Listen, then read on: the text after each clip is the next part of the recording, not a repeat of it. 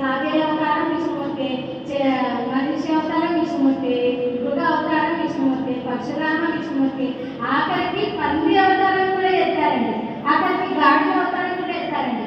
ఇప్పుడు ఎవరైనా మీరు ఎవరైనా పిల్లల్ని ఎలా గాడిద అన్నా అనుకో ఏమంటారు, నన్ను గాడిద అన్నావు, గాడిద కాదు, నన్ను ఎందుకు గాడిద అన్నావు అని వాడు 4 గంటలు ఏడుస్తారు.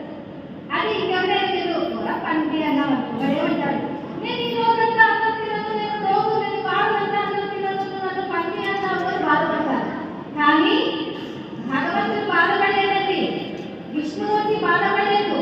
భక్తుల కోసం పందిగా చేపగా అన్ని విధాలుగా అన్ని సింహాసనాలు అన్ని కూడా వేశారండి భగవంతుడు. అదే చెప్తున్నాడు మన శ్రీకృష్ణ పరమాత్మ కూడా ఎలా వచ్చారు మనకి అంటే రత్న సారథిగా వచ్చారు. ఆఫ్టర్ ఆల్ ఒక డ్రైవర్గా వచ్చాడండి కృష్ణుడు. ఎవరికి? అర్జునుడు